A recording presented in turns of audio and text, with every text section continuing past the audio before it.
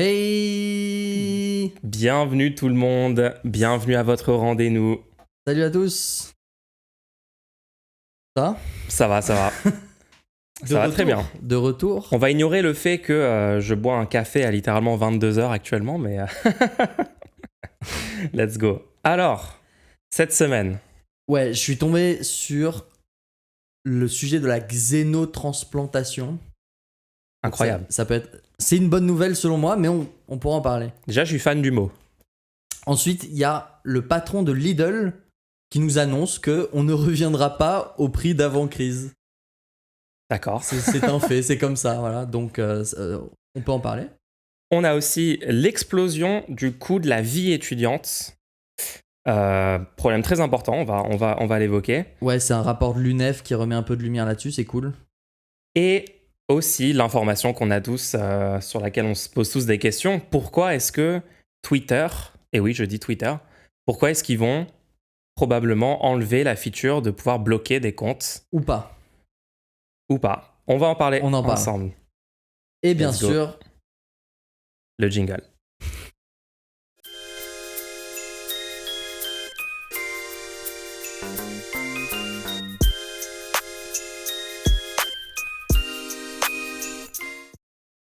Ok. Alors, ton premier sujet, la xénotransplantation. Le mot, déjà, je le trouve stylé de base. Déjà, j'ai envie de parler de quelque chose, avant toute chose. Ah, attention. Genre, on n'est pas obligé tout de suite de rentrer en matière, on peut... C'est vrai. On peut... Hein, le slow... Comment ça s'appelle? Slow... Il y a une mode... Je sais pas. Ils ont donné un nom au fait de faire les choses lentement. Slow living. Ouais, j'aimerais revenir sur un sujet de la semaine dernière. On avait longtemps répondu à plein de questions un peu... D'ailleurs, n'hésitez pas à aller écouter l'épisode. Il y avait des questions très métaphysiques, etc. Ouais. Et à la fin de l'épisode, on disait c'est dans votre intérêt égoïste de lutter pour le bien commun. Et je pense que ça pouvait être mal compris parce que c'était à la fin, on a peut-être mal expliqué ou quoi. Il était tard, etc. Ouais. etc. Je pense que on pourrait comprendre, par exemple, que en luttant pour le bien commun, tu vas permettre, par exemple, des aides pour les gens les plus démunis. Mhm. Et du coup, toi, tu vas profiter de ces aides-là en arrêtant de contribuer à la société ou je ne sais pas. Ça aurait pu être compris comme ça. Non. Le sujet, moi, je pense vraiment qu'il faut qu'on explique que c'est dans l'intérêt égoïste de chaque personne de vivre dans une société où on a œuvré pour le bien commun parce que quand on a œuvré pour le bien commun, ça crée un environnement qui est juste plus agréable pour chaque individu. Quand tu te balades dans la rue et que tu demandes l'heure à quelqu'un, tu veux que la personne soit capable de lire l'heure. Exactement. Tu veux que la personne soit capable de te parler de manière intelligible. Tu veux que donc, il faut travailler dans l'éducation. On veut que cette personne soit heureuse. C'est toujours plus sympa d'avoir des gens heureux autour de nous. Bien sûr. Donc, c'est la meilleure société pour tout le monde, en fait. Donc, oui, c'est à ne pas interpréter en mode on est pour que les gens aient des aides et ensuite fassent plus rien, etc. Non, c'est vraiment... Ouais. Si vous œuvrez pour le bien commun, vous avez juste... Au lieu que ce soit juste vous avez réussi à créer votre maison avec des choses bien... Non, c'est tout votre environnement de vie qui est cool, quoi. Genre, c'est ça le goal final, c'est tu marches dans la rue, tout ce qui est autour de toi est mieux que ce que ça aurait pu être, puisque on a tous œuvré pour le bien commun, des transports en commun de meilleure qualité. Juste imaginez si les transports en commun étaient d'une qualité optimale, pas cher, voire gratuit, le bonheur que ça créerait au quotidien pour les gens. Et c'est ça qui est fou, c'est que même aujourd'hui, en fait, j'ai l'impression qu'il y a un tas de choses qu'on a mis en place qui nous proviennent justement de ça, de cette idée de on va essayer de ne pas juste faire des sociétés où c'est chacun pour soi, genre on va réussir par le travail incroyable individuel, etc. Mais des services publics, je sais pas, par exemple les parcs publics. T'es d'accord que il y aurait des gens aujourd'hui qui ne comprendraient pas le concept des parcs publics si ça n'avait pas été mis en place il y a quelques décennies. Enfin, je ne sais pas exactement quand est-ce que... C'est un super exemple. Les parcs publics, c'est un super exemple parce que dans une communauté, tous les immeubles autour d'un parc, okay, imaginez ça, tous les immeubles qui sont autour d'un parc, tous les gens qui habitent cette région-là, chacun individuellement, ils auraient pu se dire, moi, je veux que ma maison soit là, j'ai envie d'avoir plus de place dans mon appartement, donc venez, on enlève cette zone où il n'y a rien et on agrandit tous les logements, etc. Mais ils se sont dit, attends, est-ce que chaque personne ne serait pas plus heureuse si en sortant de chez nous, on avait accès à un énorme lieu où où les chiens peuvent courir, les enfants peuvent jouer, on voit la nature, on peut se poser, il y a du silence, etc. Au lieu de chacun posséder notre petit coin de 4 mètres carrés de terrasse impossible à utiliser. Voilà, c'est exactement ça, les communs, quoi, les communs. Chaque personne a un intérêt égoïste à travailler pour que tout le monde soit bien. Très, très bien dit, très bien dit. Voilà, Merci pour cette rectification, du coup, sur le... Ouais, il y avait précision sur ce qu'on disait. Il y avait un auditeur qui était pas sûr de la manière dont on défendait ce propos-là, et j'espère que ça a permis de clarifier un peu. C'est important de clarifier, ouais. Maintenant, parlons de xénotransplantation. Ok, enfin, le concept m'a hypé un petit peu. Je suis curieux de savoir ce que c'est ce truc. Déjà, je vais vous lire le communiqué de presse, et après, on explique un peu. Donc, l'équipe de recherche en approche multidimensionnelle en transplantation d'organes d'Université Paris-Cité, de l'INSERM et de l'APHP, dirigée par le professeur Alexandre Loupi. Le truc est infini, bref. Donc, en gros, c'est l'étude de la greffe d'organes issus d'autres espèces chez l'humain. Et là, en particulier, ils ont étudié la greffe de reins de porc. D'accord. Directement chez les humains. Et le fait est que depuis un certain nombre d'années, il y a des transplantations de ce type-là qui sont faites sur des patients. Donc, c'est ça qui est assez intéressant. Pour faire ces études, tu peux dire que tu veux donner ton corps à la science. Oui. Et dans ce cas-là, on peut réaliser des études sur toi. Là, le type d'études, ils prennent des gens qui sont morts, qui ont une mort cérébrale, et qui ont accepté de donner leur corps à la science, ou alors la famille a accepté de donner le corps à la science. D'accord, ils sont dans un état végétatif. Juste le cerveau et c'est fini. Ouais, il n'y a plus de... Mais le corps, en tant que... Ouais, et encore vivant, en tant que mécanisme. D'accord, ok. Peut-être sous assistance, je ne connais pas les détails et tout. Mais en gros, du coup, ils utilisent ces personnes-là qui se sont proposées volontaires et qui sont mortes maintenant. Ils utilisent ces corps-là pour tester des transplantations. C'est ouf. Donc, ils prennent un rein d'un porc et ils transplantent dans ce corps-là et... Ils essayent de le mettre sur ce corps-là pour voir si ça serait viable sur un... Parce que sinon, si tu fais ça sur des corps qui ont besoin d'un rein et que ça marche pas, la personne, tu la mets en danger de mort pour rien.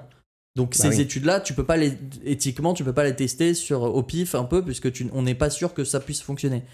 Et donc ils utilisent des personnes qui sont en situation de mort cérébrale. Ils utilisent ces corps-là pour tester les transplantations, pour voir s'il y a un rejet de la transplantation, et pour essayer, et ça qui est intéressant, ils font des modifications génétiques sur les reins. Oui, avec de l'édition de gènes. Exactement, pour essayer de voir si ça peut pas permettre une transplantation sans rejet. Et c'est ça, du coup, la news, parce que sinon, depuis 2021, ils réussissent des transplantations. C'est juste qu'après, le truc, il y a des situations de rejet et tout. Là, ils ont réussi une transplantation sans phénomène de rejet hyper aigu, qui est normalement un rejet où tu dois traiter le patient et tout. C'est très stylé en vrai, hein. C'est très stylé. Et en gros, ils ont réussi sur un patient aux États-Unis. Donc là, c'est ça la grosse news.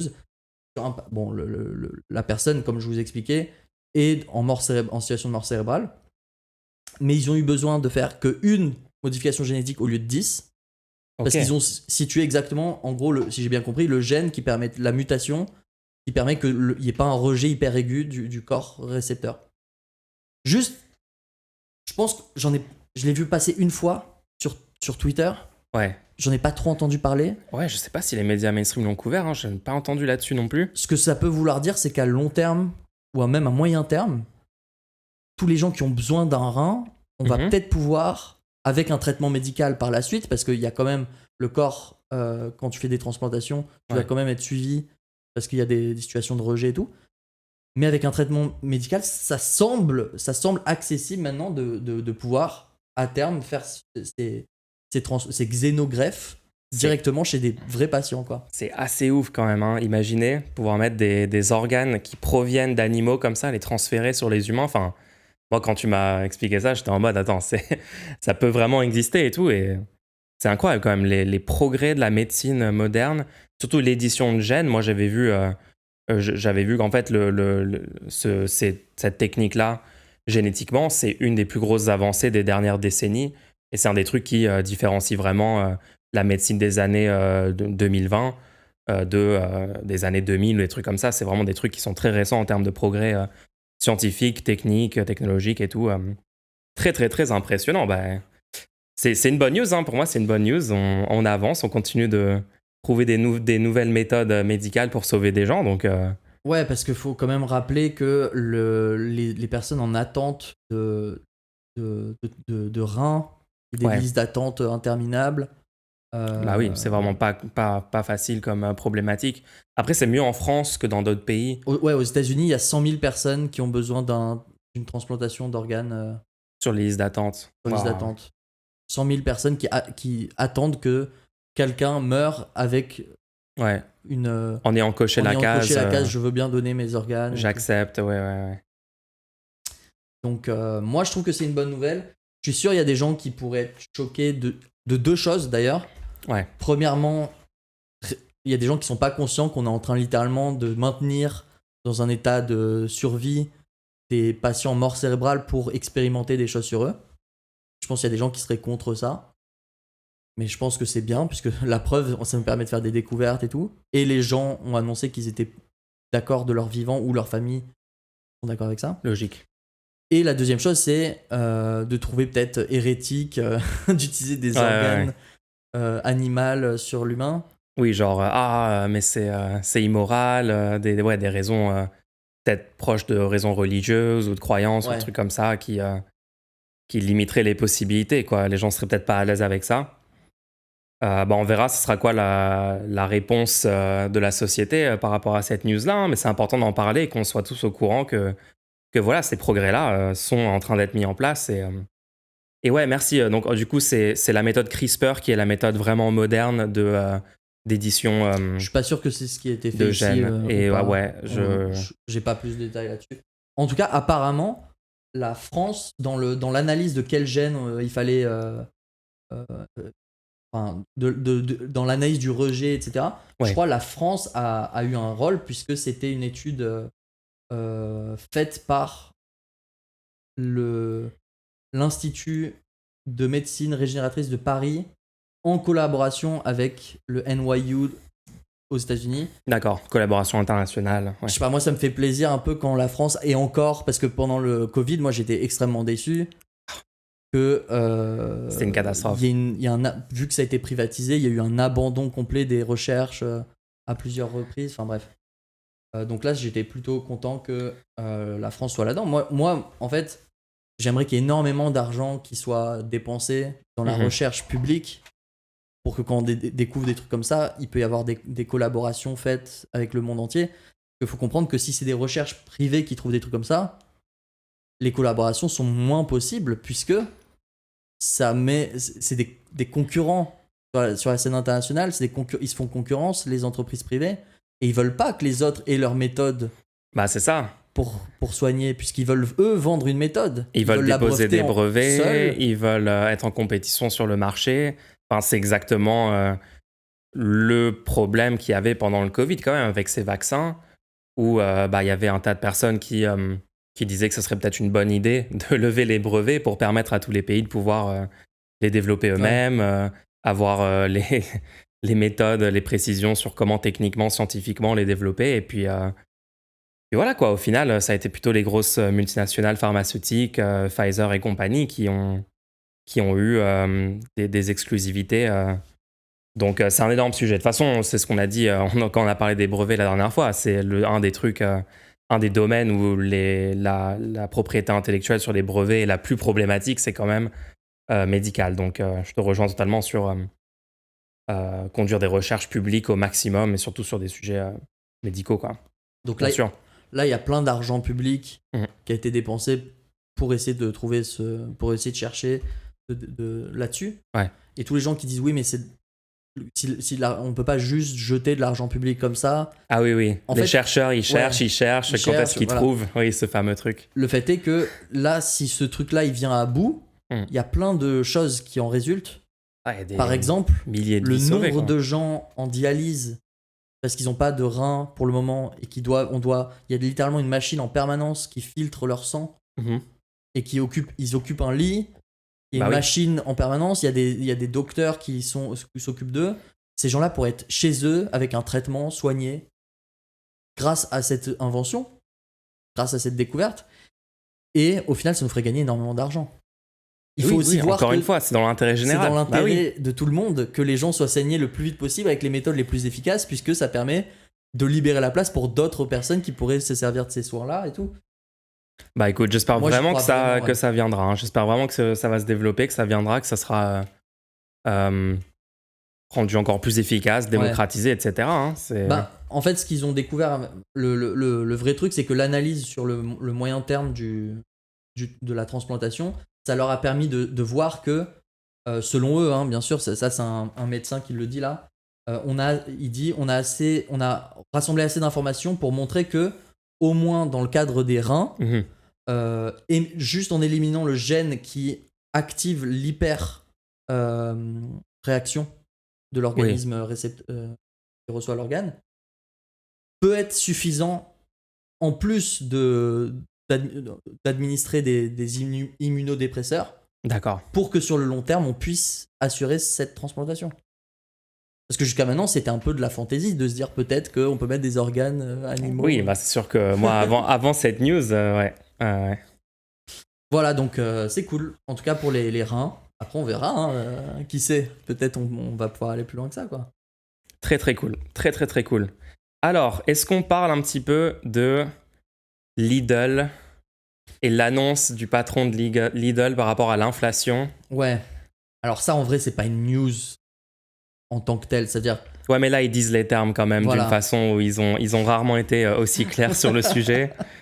Donc on a une déclaration du patron de Lidl, Michel Biérot, qui dit que il ne faut pas vendre du rêve aux Français.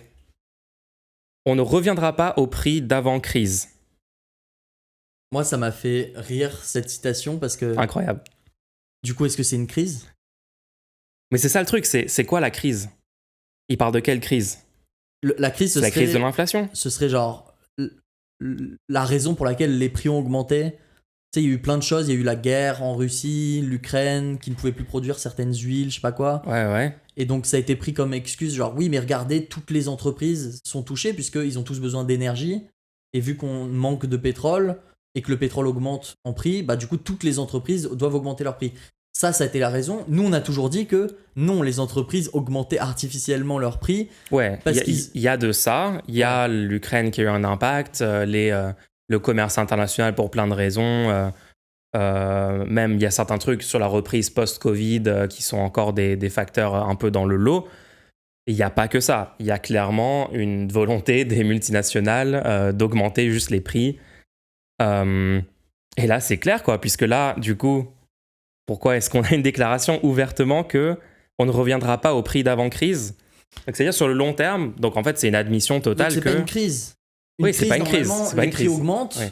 la crise se termine, les prix diminuent. Si les prix ne diminuent pas, en fait, c'était pas une crise. On vous a juste annoncé que maintenant, on a décidé de... Les capitalistes, les gens qui possèdent les moyens de production, les entreprises, les actionnaires, parce que c'est pas les employés.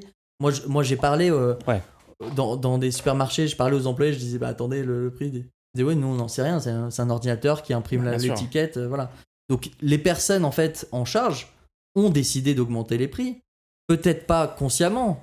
C'est-à-dire qu'il y a beaucoup de gens qui se sont dit, ah mais il y a l'inflation, donc les prix augmentent de 6%, donc nous aussi on va augmenter nos prix, au lieu de... Normalement, il y a ça aussi qui peut se faire, c'est-à-dire vu que tout le reste du temps tu fais des profits, là tu manges sur tes marges pour essayer de garantir le même prix pour tes clients. Ouais. Et après quand la crise se termine, du coup tu manges plus sur tes marges. Là non, ils ont décidé d'augmenter les prix de leurs produits en augmentant pour la plupart. C'est ça qui est fou. Quand tu regardes les dividendes et tout, apparemment, beaucoup d'entreprises ont augmenté leur rentabilité. Les profits ont explosé. Les profits ont augmenté. Donc ça veut dire que la marge a augmenté, forcément. Et donc, c'est pas à marge constante, voilà. quoi.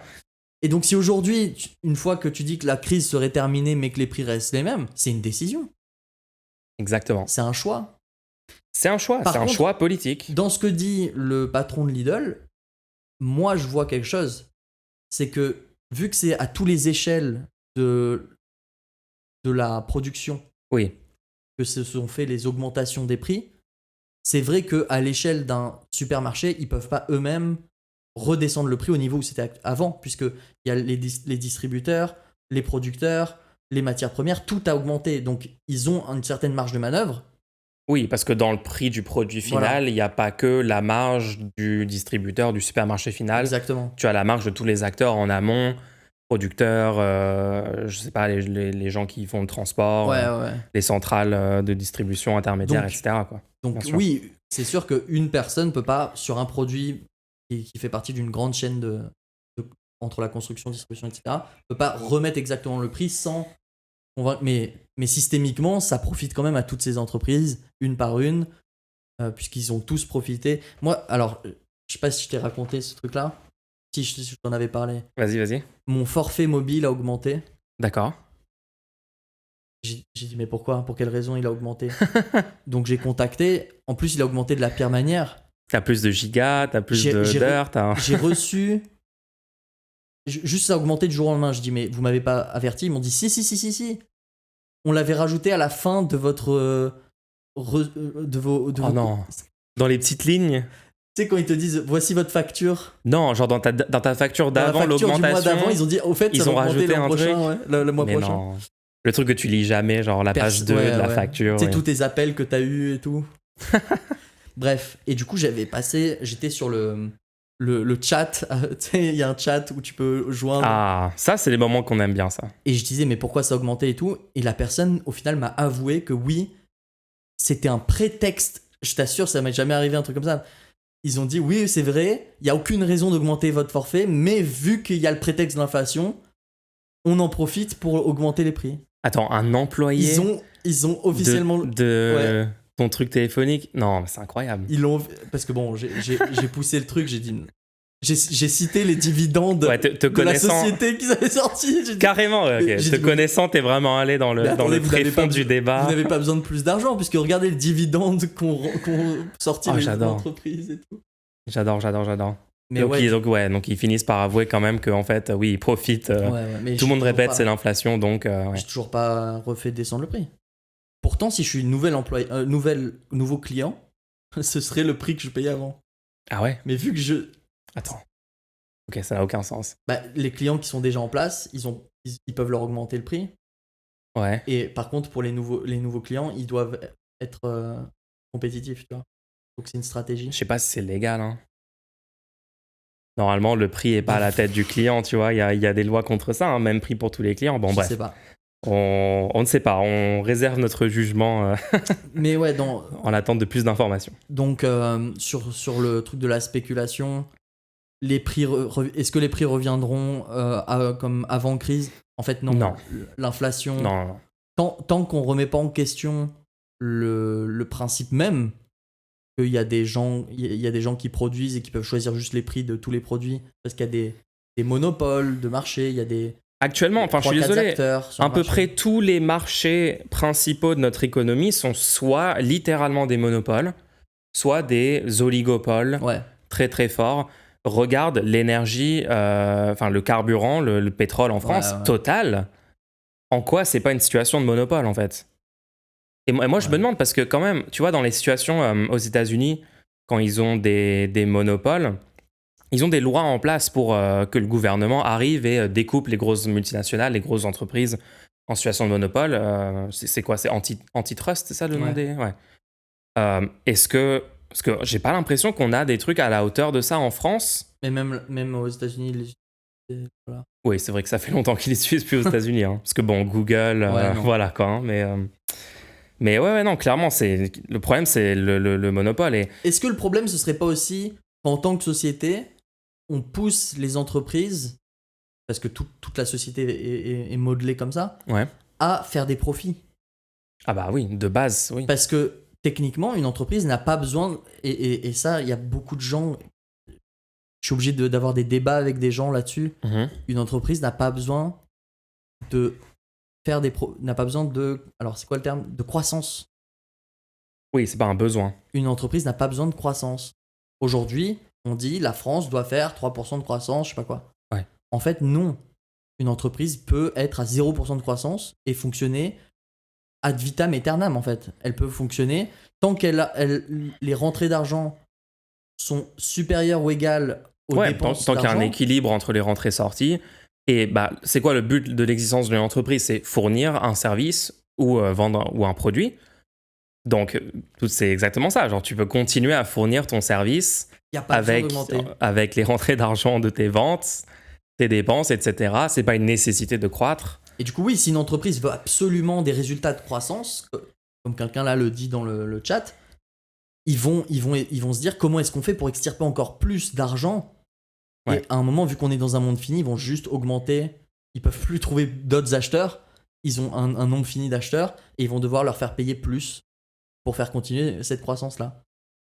Et moi, j'entends les gens me dire, mais en fait, le problème, c'est juste la situation de monopole et il suffirait que des nouveaux acteurs apparaissent sur le marché, tu vois. Les gens qui disent ça prennent souvent l'exemple de la téléphonie mobile avec Free qui était rentré à l'époque sur le marché avec des prix plus bas. Et juste regarder la situation actuelle dans les supermarchés, sur l'énergie avec Total, etc. Est-ce que c'est vraiment réaliste que sur ces marchés-là, aujourd'hui en 2023, vu le landscape économique sur ces marchés, il y a des nouveaux acteurs qui arrivent et qui se disent « Ah bah nous, on va faire très très peu de marge pour essayer de récupérer des parts de marché. » Enfin bon, ça prend un capital immense de départ pour faire des trucs comme ça, surtout que si tu réduis tes profits du coup par rapport aux autres entreprises pendant un moment donné pour avancer, etc. Mais juste, déjà, c'est tellement improbable que des choses comme ça arrivent. Ouais, la probabilité de nouveaux entrants dans le marché. Et même quand ça arrive, en fait, ça tend quand même vers une situation de monopole ou d'oligopole sur le long terme, en fait. C'est juste que notre économie actuelle, le système économique dans lequel on est, tend mécaniquement vers ça. Quand les entreprises ont pour objectif, comme tu dis, de maximiser le profit, de conquérir des marchés, c'est quoi l'objectif final, en fait? C'est d'avoir 100% du marché, techniquement. Oui, si tu as un nombre fini de clients et que ton but, c'est d'augmenter chaque année le nombre de clients de manière exponentielle, tu vas être obligé de finir en situation de monopole puisque au final, tu auras tous les clients. Ouais, donc en fait, la situation de monopole, c'est l'objectif littéralement de toute entreprise, en tout cas qui respecte la mentalité actuelle de croître à l'infini. Infini, etc. Ouais. Donc le problème, c'est le modèle économique, en fait, tout simplement. Ouais, du coup, bon, ça c'était pour le.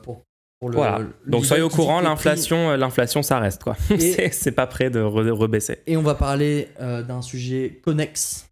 Ah. Mais avant ça, j'aimerais vous dire que vous pouvez poser des questions en faisant un don au Ko-fi. Donc, vous pouvez aller voir sur lerendez-nous.fr pour avoir la possibilité de faire un don. Ou si vous êtes en live, vous pouvez cliquer sur le lien accessible et poser votre question. Et en fait, on y répondra dans un segment juste après les actualités. On fait ça à chaque épisode. On veut toutes vos questions, les gens. Donnez-les-nous. N'hésitez pas à faire ça. Donc oui, un sujet connexe maintenant. C'est pas le même sujet parce que bon, le coût de la vie, le prix des produits qui n'augmentera pas, d'accord. Enfin, qui ne redescendra pas, d'accord. Oui, ouais. Mais là, il y a l'UNEF qui a réalisé une étude pour vraiment annoncer quelque chose de concret. Ils ont annoncé que le coût de la vie étudiante va augmenter de 50 € par mois à la rentrée 2023. Waouh. 50 par mois. Tu te souviens en 2017 quand ils disaient mais 5 € de plus de coût de la vie pour les étudiants, c'est pas tant que ça. Et ben maintenant, c'est 10 fois plus. Ouais. Donc 50 € de plus par mois. Moi, quand j'étais étudiant, j'étais dans une situation où mon budget pour la bouffe, une fois que j'avais payé tout ce que j'avais à payer, c'est 90 € dans le mois. Bah ouais. Attends, il y a des millions d'étudiants ou des centaines de milliers d'étudiants qui sont dans ce cas-là, bien sûr. 90 €, oui, après que tu as payé le loyer, tous les frais, l'électricité, le téléphone, etc., etc. Je pouvais survivre. je pouvais survivre avec 90 euros. Ça marchait à peu. C'était horrible, ça a été une année horrible. Difficile, hein, 90 pour tous les repas pendant 30 jours, c'est pas facile. Hein. Moi, je me rappelle, il y avait mes grands-parents pour mon anniversaire qui m'avaient envoyé un petit chèque. Ouais. Ils me disaient, ah, t'es content Et moi, j'avais un sourire un peu jaune parce que je me disais, ouais, c'est cool. Et dans ma tête, je me disais, du coup, ça me permettra d'être bien pour les 3 prochains mois pour la bouffe, tu vois. Ouais, genre, c'est bon, je vais pas mourir de faim. Encore 3 mois sans mourir de faim, yes. Merci. Merci les grands-parents. Ouais, non. Mais juste pour que les choses soient très, très, très concrètes, j'étais pas seul dans ce cas de figure. Et là, ce qu'ils sont en train d'annoncer, le coût de la vie va augmenter de 50 euros. Qu'est-ce que ça veut dire ? Ça veut dire que des gens qui étaient dans ma situation vont être obligés de se dire « Je ne peux pas faire d'études parce que je n'ai pas les moyens de le faire. » Bah ouais. Donc je vais devoir aller chercher un prêt auprès d'une banque, un prêt étudiant. Peut-être qu'ils vont me le refuser. Je vais devoir... Et si personne n'accepte de me prêter de l'argent, je vais pas pouvoir étudier. Donc je vais faire une année en tant que vendeur dans un H&M. Ouais, pour faire un peu d'économie. D'économiser pour mes études. Même pas sûr que t'en auras suffisamment pour faire des études. Et en fait, même vendeur à H&M, t'as à peine de quoi survivre aussi. De base, ouais. Donc au final, tu fais pas d'études. Et au final, du coup, tu peux jamais avoir un emploi qui te plaît ou même un emploi tout court. Au final, tu vas peut-être finir au RSA. Donc on est dans un cas de figure où la personne aurait pu devenir ingénieur. Et parce que là, on est en train de dire le coût de la vie va augmenter de 50 euros, il n'y a aucune décision qui sont prises de la part du gouvernement qui sont à la hauteur de ces augmentations de coût de la vie et qui permettraient aux étudiants de vivre dignement. Et on ne parle pas juste de choses abstraites, on ne parle pas juste de gens qui ne pourront pas faire une fête dans leur mois. On parle de personnes dont toute la carrière, dont toute la trajectoire de vie est bouleversée. Parce que quand vous prenez comme ça le spectre de tous les étudiants, il y a toute une tranche là où ils vont se dire non, ça va pas être possible pour moi en fait. Au bout de la première année, au milieu de leur première année, ils vont se dire non, 40 euros pour vivre chaque mois, c'est mort. Je le tentais, j'allais au resto du cœur, j'essayais d'avoir des repas gratuits, etc. C'est une catastrophe. Ça marche pas, j'arrive pas à étudier, je pense tout le temps à comment je vais manger ce mois-ci, et ils abandonneront leurs études aux premières années. Et qu'est-ce qu'on va leur dire ? On va leur dire tu n'as pas fait de job d'été, tu aurais dû te prendre un job à côté, t'as pas été assez persistant. Mais je traverse la rue, je vous en trouve un emploi. Moi, quand j'étais jeune, j'ai réussi à faire mes études. Et les gens ne voient pas que non, c'est pas les gens qui sont moins... qui ont moins d'ambition, qui ont moins de persistance. Les jeunes d'aujourd'hui. La situation économique change fondamentalement. On est dans des nouvelles situations pour toutes ces personnes-là et elles ne pourront pas techniquement accéder aux études. Or, c'est un droit constitutionnel. Dans la Constitution, il est écrit que l'État devait s'assurer qu'il était possible d'étudier pour les citoyens. C'est juste un scandale. Enfin, c'est une honte absolue, quoi. On est... En plus, on aurait largement les moyens. Genre, c'est une catastrophe. On est un des pays les plus riches du monde. En quoi on n'aurait pas les moyens d'assurer le droit à étudier pour tout le monde, les études supérieures. Enfin, parce qu'on parlait, c'était quoi ? À quel moment on parlait beaucoup des queues devant les banques alimentaires, etc. COVID, ouais. C'était pendant le Covid. Pendant le Covid, ouais. Entre-temps, on entend beaucoup moins parler, etc. Mais là, dans l'article que j'ai sous les yeux, on est 600 étudiants chaque jour en plein mois d'août. C'est alarmant, constate Elsa, responsable logistique de la distribution alimentaire organisée dans le 8e arrondissement de Paris, ce lundi 14 août. 13e, ok. Ok, là c'est my bad, là. Je suis fatigué, ok, je suis fatigué. On a passé trop de temps à préparer ça. Okay, j'adore parce qu'il y a eu le temps de pause pour la lecture du chiffre romain et il l'a fait. Personne n'aurait su, t'aurais pu juste ne pas me call out du tout, bon bref. Depuis juin, l'association a déjà distribué 3 fois plus de colis alimentaires que l'été dernier, alors même que nous ne sommes qu'à la mi-août. Donc rendez-vous compte, parce qu'on en parlait pendant le Covid, on disait regardez les étudiants qui galèrent, les queues, etc. C'est littéralement 3 fois pire que l'été dernier, cette année. La situation s'aggrave d'année en année. Le gouvernement, visiblement, fait rien à la hauteur de ce qu'il faut, même si j'ai vu J'ai vu des effets de com, des effets d'annonce et tout ces dernières semaines là-dessus, mais la preuve est que c'est faux. C'est juste, ça ne fonctionne pas. Genre, je sais pas ce qu'ils sont en train de faire. Ça fonctionne pas. Il faut comprendre quelque chose. Encore une fois, comme on disait au début de l'épisode, dans votre intérêt égoïste, vous voulez que l'argent de l'État soit investi pour permettre au maximum de gens d'étudier. Pourquoi ? Parce que le talent de la personne ne dépend pas de son niveau de moyens. La personne, selon si elle a les moyens ou pas, ça ne définit pas sa capacité scolaire. Bah oui. Donc, si on laisse passer des gens qui n'ont pas les moyens pour étudier, on les laisse tomber. En tant que société, on est en train de faire d'abandonner tellement de personnes qui auraient pu être compétentes dans la recherche, dans l'industrie, dans des gens qui auraient pu techniquement être plus efficaces que les autres, être plus intelligentes. En fait, elles ne peuvent pas accéder aux études puisqu'elles n'ont pas les moyens. On se tire une balle dans le pied en tant que société, quoi. C'est juste une catastrophe. Et du coup, on continue à faire de la sélection, mais parmi un groupe plus petit de personnes qui, eux, ont les moyens. Et du coup, statistiquement, on a moins de capacité de trouver des gens qui ont du talent ou qui ont de la passion pour ce qu'elles font.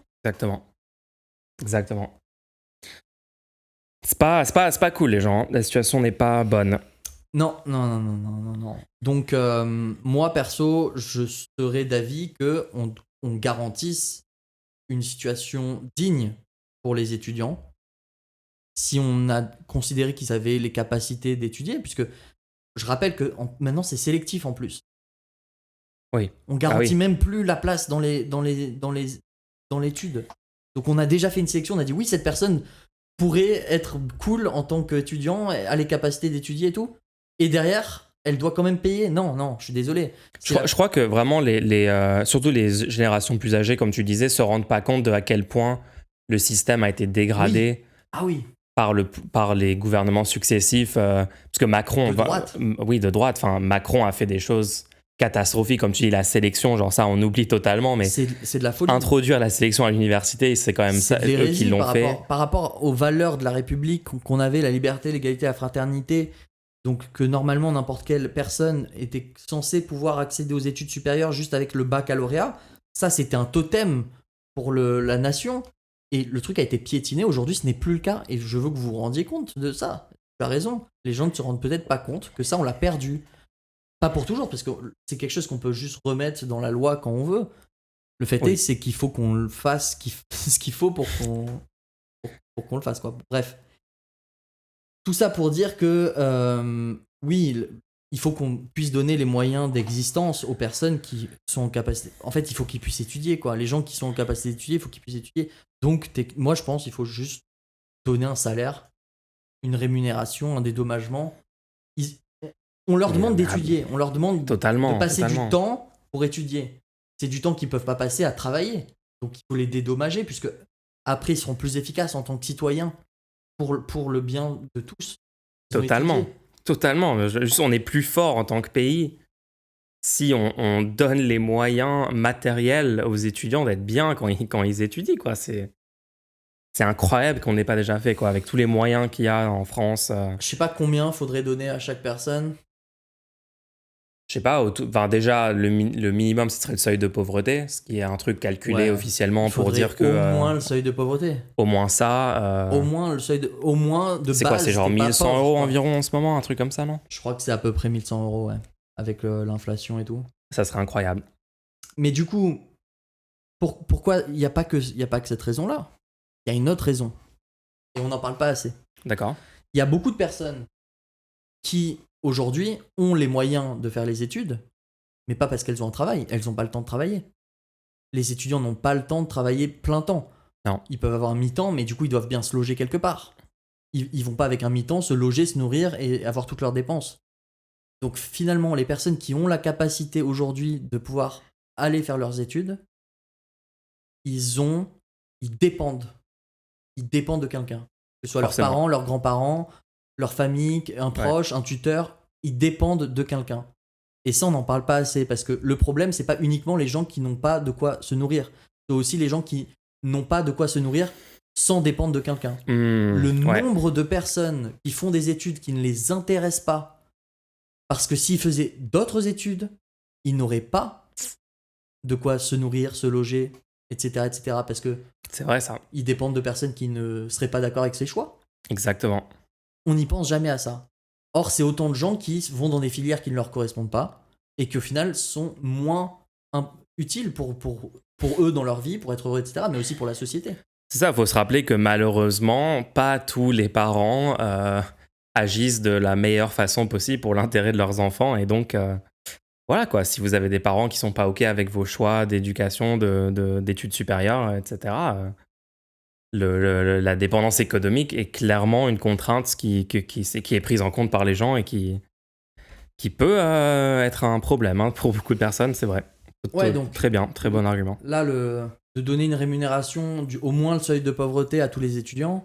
Question de liberté, quoi. Ça profiterait à tout le monde. Liberté individuelle. C'est quelque chose d'universel. N'importe quelle personne profiterait de ça pour pouvoir faire ce qu'il veut, pour pouvoir étudier ce qu'il veut. Et le fait est que on sait tous que quand tu étudies ce que tu veux étudier, tu as des résultats beaucoup plus impressionnants que quand tu étudies des choses qu'on te force à étudier.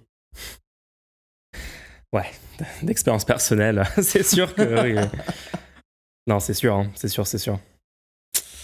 Mais oui. Tout le monde est affecté. Heureusement qu'on a cet espace de parole, le rendez-nous hebdomadaire, parce que franchement, t'as raison. Pendant le Covid, on en parlait parce qu'il y avait des images, mais là, ça continue de s'empirer et on n'en parle pas. Quoi ? Moi, je connais tellement de personnes qui vont à ces banques alimentaires-là. Ouais. J'en connais perso dans ma ville, etc. Je passe devant, enfin...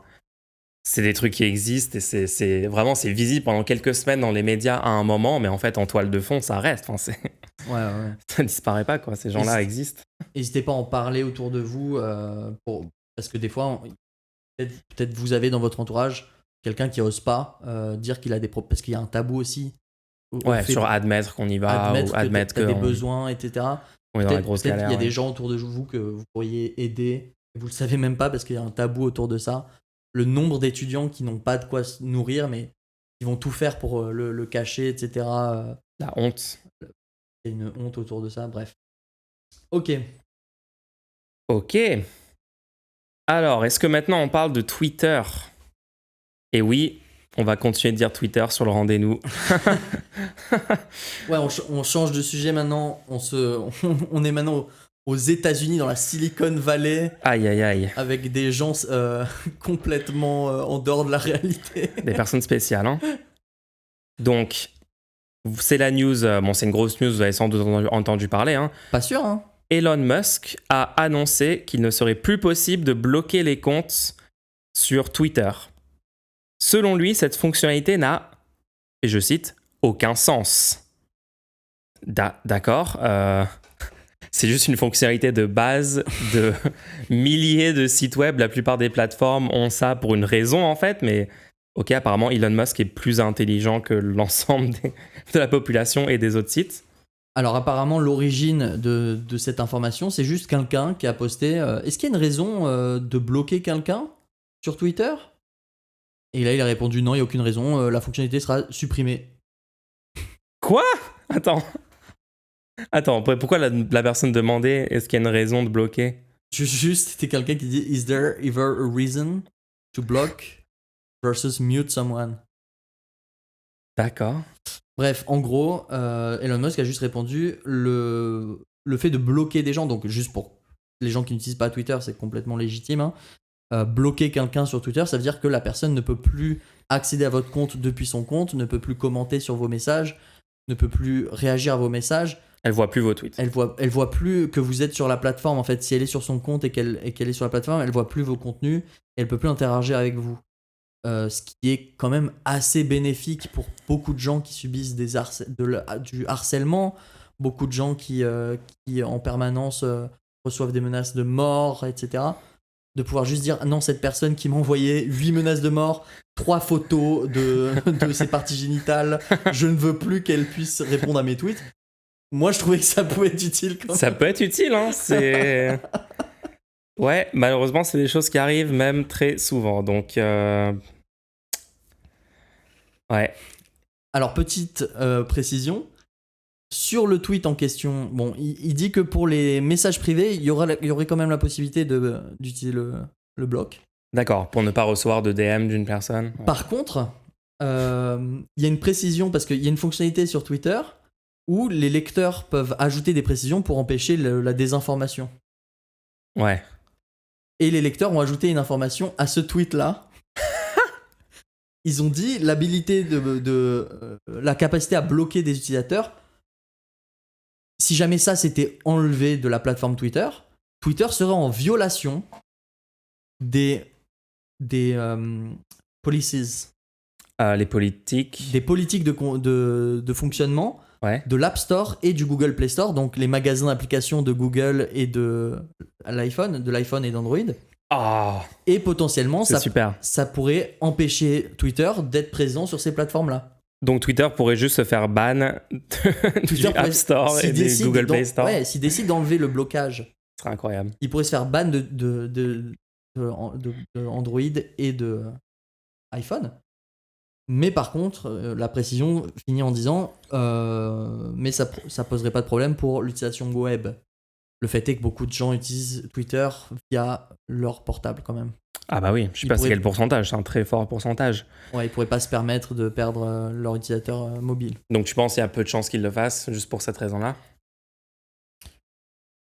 Parce que beaucoup de gens pensaient qu'il y avait peu de chances de plein d'autres choses qui sont vraiment arrivées. Hein. Je vais être subjectif. Vas-y. Vu l'ego d'Elon Musk, que j'ai pu observer au fil des interactions. Il va créer un nouveau store. Il va essayer de... Il pourrait dire c'est bon, j'ai supprimé le bloc et il n'y a plus le bouton bloquer. Mais maintenant, le mute a la même utilité que le bloquer avant. Il renomme le truc. Il renomme le mute. Mais c'est comme ils sont en train de renommer toutes les features. Genre, c'est plus retweet, c'est un autre truc, etc. Quoi. J'avoue, c'est assez réaliste comme scénario. Moi, je vois aussi le scénario où, genre, littéralement, il dit aux gens de jailbreak leur iPhone et leur Android et de le télécharger sur un repo random. Mais je sais qu'on en avait déjà parlé dans un autre épisode, mais est-ce que c'est pas fou de se dire qu'un espace de communication utilisé par plein de gens, là, on est en train de dire on ne sait pas ce qui va se passer puisque une personne pourrait choisir de faire ça ou ça. Il l'a racheté pour lutter contre la désinformation plus efficacement. Oh, t'es tellement de mauvaise foi avec Elon Musk. Moi, j'utilise souvent le mute comme fonctionnalité, c'est-à-dire que la personne, vous ne voyez plus ce qu'elle fait, mais le bloc est aussi très utile pour pas avoir de messages de la part de certains comptes. Et cette fonctionnalité, moi, je pense, elle est hyper importante. C'est central. Puis surtout, selon qui vous êtes sur Internet, vous prenez plus ou moins de harcèlement. Je pense que beaucoup de comptes... de personnes qui pourraient soutenir pas mal Elon Musk par proximité socio-économique, sociale, etc., ou idéologique, vont moins subir statistiquement de harcèlement que, je sais pas, moi, les femmes, les personnes racistes et non blanches, les trucs comme ça, quoi. Bref. Alors pourquoi ils voudraient enlever le blocage ? Ouais, c'est ça la question que tout le monde se pose, quoi. Genre, pourquoi ? C'est quoi le raisonnement ? Certains disent que ce serait parce que trop de gens le bloquent à lui. Mais oui, parce qu'en fait, depuis un moment, les gens voient les tweets de Musk alors qu'ils ne le suivent pas et juste, il insère maintenant ses propres tweets. Il pousse ses tweets à lui. Ça, c'est incroyable. Ça, c'est un des trucs les plus drôles quand même. Hein. Mais il y a une autre possibilité. Je sais pas si tu es au courant ils vendent maintenant un service qui s'appelle Twitter Blue. T'en as entendu parler ? Un petit peu, oui. Tu sais à quoi sert ce truc-là ? Non, vas-y, rappelle tous les éléments. Donc en fait, Twitter Blue, ça vous permet, en payant littéralement avec votre argent, d'être 8 € par mois, au-dessus de tous les autres utilisateurs dans l'algorithme. Donc c'est comme une nouvelle classe d'utilisateurs. Ouais. Et en fait, le fait est que ces gens-là peuvent recevoir de l'argent des messages qu'ils postent puisqu'il y a de la publicité. Et pour les inciter à faire des vues, Twitter maintenant leur donnerait une partie de la rémunération. Ouais. Le gros problème que ça pose, c'est que du coup, ça pousse les utilisateurs à créer du contenu hyper controversé pour avoir le maximum de gens qui réagissent et qui repostent le message. Polarisant. Et du coup, il y a une culture maintenant qui s'est créée sur Twitter qui est vraiment que dès que tu as le petit symbole blue checkmark qui veut dire que tu as payé pour Twitter Blue. Tu es un peu dans cette classe d'utilisateurs qui ont déjà accepté, une fois que Elon Musk est à la tête de la plateforme, qui ont accepté de payer pour ce service-là. Ouais. Et donc, tu es dans une sociologie où tu peux très facilement être amalgamé à quelqu'un de insupportable, en fait. La plupart des gens qui ont ce blue checkmark ont un comportement... C'est une réalité statistique, genre personne peut le nier, c'est bon. Que ce soit parce qu'ils sont incités pour faire de l'argent ou que ce soit parce que, du coup, statistiquement, c'est sans doute des crypto-bros fans d'Elon Musk. Ouais. Le fait est que ces utilisateurs semblent être dans une sociologie un peu insupportable. Ou des néo-nazis. Oula, ça, c'est pas moi qui l'ai dit. Il y a ça aussi, j'ai vu. Il y a un compte qui a été débloqué par Musk. Hein. Bon, bref. Et du coup, il y a pas mal d'extensions pour navigateurs qui vous permettent de, par défaut, bloquer toutes les personnes qui se sont abonnées à Twitter Blue. Ah, donc ça serait une contre-mesure à ça, genre Musk a trop le seum que cette extension ait été développée. Ah ouais. Donc en gros, c'est une extension que vous prenez et juste quand vous baladez sur Twitter, automatiquement ça va bloquer tous les utilisateurs qui ont Twitter Blue. Il faut absolument que je télécharge cette extension. Donc c'est aussi notre théorie pour laquelle il se dirait mince. Moi j'essaie de vendre un service, sauf que maintenant les gens qui achètent Twitter Blue auraient moins de chances d'avoir leur tweet vu. Du coup le service perd en valeur, tu vois. Et ça pourrait être une explication. Incroyable. Mais on saura jamais puisque toute cette plateforme dépend maintenant d'une seule personne qui... Si cette personne devient folle, la plateforme devient n'importe quoi et on n'a aucun moyen de lutter contre ça puisque elle est possédée par une seule personne. C'est un problème, hein. C'est vraiment un problème. Hein. Ouais. Est-ce que tu penses que dans les mois et années qui viennent, Twitter va perdurer? Parce que c'est à chaque fois, on se dit, à chaque nouvelle news catastrophique de nouveaux trucs qu'ils mettent en place qui empirent totalement la vie des gens qui utilisent la plateforme, on se dit, mais est-ce que c'est la fin, etc. Pour l'instant, c'est pas non plus mort comme réseau social. Qu'est-ce qui... Alors, Facebook a lancé son concurrent. Personnellement, moi, c'est un effort que je fais. Je te dis le ressenti, tu vois. C'est un effort que je fais que à chaque fois je publie quelque chose sur Twitter. Ouais. Je me force à aussi aller sur mon compte sur Mastodon. Oui. Pour aussi le poster sur Mastodon. Combien d'utilisateurs font ça? Parce que la réalité, c'est que le moment où les gens arrêteront d'utiliser Twitter, c'est quand tu vas regarder tes statistiques, tu vas regarder les gens qui sont sur la plateforme et tu vas dire ah mais en fait il y a plus de gens sur Mastodon. Oui. Il y a plus de réactions où il y a sur Mastodon. Des personnes plus intéressantes, il y a du meilleur contenu. C'est plus agréable d'utiliser. Et du coup, je vais arrêter de poster sur Twitter. Et du coup, pendant un certain temps, il faut que les gens, de manière conscientisée, de manière consciente aussi. Toi, t'es déjà dans une période de transition. Voilà. Mais du coup, il faut tous qu'on fasse ça normalement. Et le problème, c'est que ça demande une certaine énergie. Et du coup, la friction fait qu'il y a beaucoup de gens qui vont juste retourner sur Twitter parce que c'est... Pour le moment, par c'est flemme, trop quoi, simple, pour l'instant. Mais bon, c'est une très bonne chose que tu fais, je trouve, hein, de dire je vais mettre sur les deux réseaux en même temps. Très bonne approche pour la phase actuelle dans laquelle on est. Hein. Voilà, en tout cas, c'était l'info. Donc Twitter s'empire, Twitter continue de s'empirer. Pour des raisons. C'est pas la première fois qu'il bizarres. propose un truc irréalisable aussi. Hein, et qu'il est obligé de backtrack. Ah bah, c'est l'expert de proposer des choses irréalisables, pas que sur Twitter. Ouais. Elon Musk, l'Hyperloop, les tunnels sous Los Angeles, je sais pas quoi. Enfin bon, il a quand même un long historique. Hein. Bref. Alors les gens, n'hésitez pas à poser vos questions sur Ko-fi pour le segment questions-réponses qui approche très rapidement. Bah let's go, on va commencer, on va répondre à vos questions du coup. Ouais. On en a 2-3 sous la main. Alors, la première, je crois, c'était... Question pour le podcast. Les hôtels publics du système proposé par Bienfait pour tous sont-ils accessibles pour tout le monde, les touristes aussi, ou alors sont-ils conditionnés à des personnes qui vivraient dans la ville où se trouve l'hôtel, ou alors ou inversement? Ok. Alors attends, moi je peux essayer de répondre. Donc, est-ce qu'ils sont accessibles pour tout le monde, les touristes aussi? Je, je pense que... Ah, attends, c'est compliqué en vrai. Est-ce qu'on devrait l'autoriser pour les touristes aussi? Quel pourcentage des personnes en France à un instant donné sont des touristes? C'est quand même pas beaucoup de gens, hein. En fait, moi, comment je le vois, c'est que les gens ont voulu appeler ça hôtel public. C'est pas des Moi, à la logements. base, Enfin, j'appelais ça dortoir. ouais, Parce que de mon point de vue, ce qu'il faut garantir, c'est que tu puisses avoir de quoi dormir, te loger. ouais, Mais on te garantit pas une chambre qui serait la tienne publiquement, tu vois. Et donc pour moi, il faudrait des bâtiments qui ont une capacité de hybride. C'est-à-dire tu peux les utiliser comme chacun a sa chambre et du coup, il y a un certain confort qui est proposé. Mais dans le cas d'un flux de personnes assez élevé, par exemple pour une période de tourisme, oui. bah, on va te demander, maintenant il y a 2 personnes dans cette chambre, tu vois.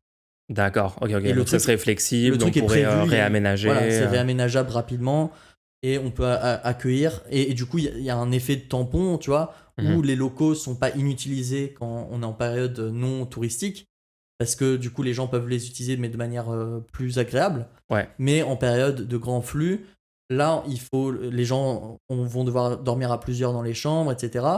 Mais du coup, on peut quand même accueillir un grand nombre de personnes. Et selon moi, on devrait absolument pas demander de conditions à la personne qui a besoin de se loger. Si tu as besoin de te loger, on s'en fiche. oui, Tu as besoin de te loger, tu seras logé. Par contre, est-ce qu'on va accepter, est-ce que ce sera tous les touristes qui viendront là? Ils peuvent venir là. ouais. Mais est-ce qu'ils veulent venir là? C'est ça le truc. C'est pas vraiment. En fait, quand tu fais du tourisme, genre par exemple, je sais pas, t'es un touriste américain, tu fais tes vacances à Paris, c'est le truc c'est ton événement de l'été, tu es 2 semaines à Paris, etc. Tu vas choisir le dortoir public, gratuit, avec vraiment le minimum vital et tout, ou tu vas prendre un truc, un minimum confort. Bah, en fait, non, le but de s'amuser quand tu fais du tourisme et tout, c'est plutôt de faire ça. Après, si les gens veulent absolument faire ça, j'imagine qu'il n'y aura pas 0 personne qui l'utiliseront, mais ce sera sans doute une fraction Ouais, faible des touristes, en tout cas Dé- venus de l'étranger. déjà actuellement, il y a Ouais, des moyens de se loger pour vraiment pas cher. ouais, Et les gens, le truc n'est pas surutilisé parce que c'est juste pas agréable.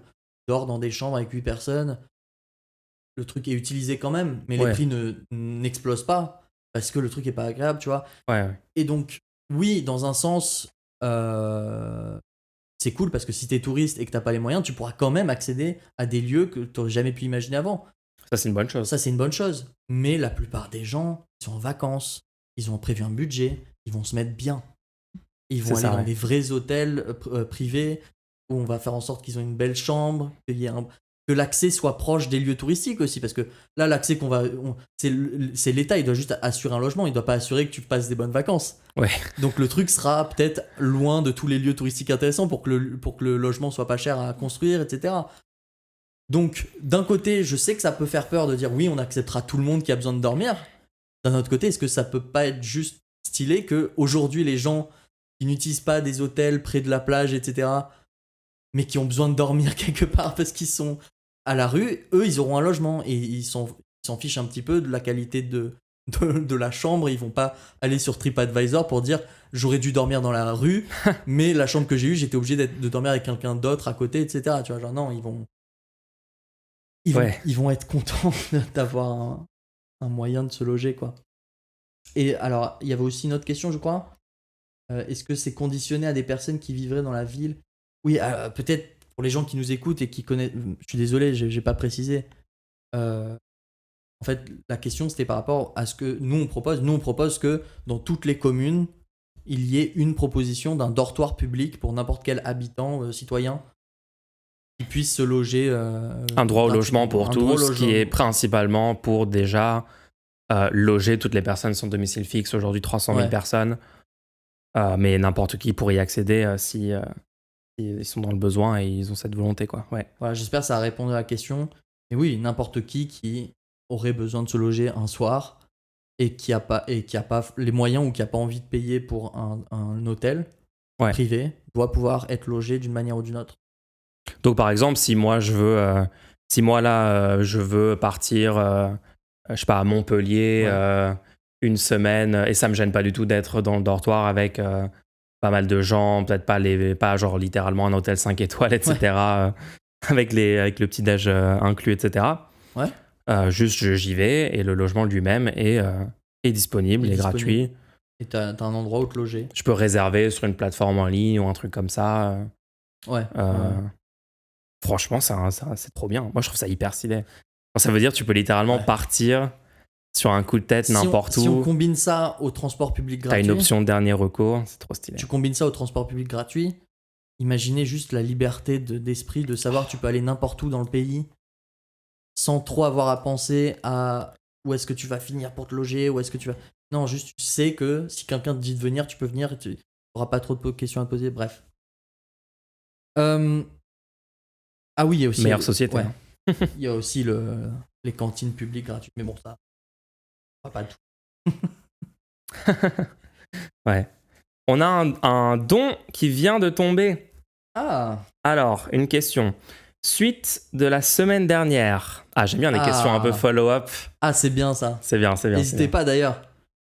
On essaye d'être les plus précis, mais s'il nous manque des informations, n'hésitez pas à demander des précisions.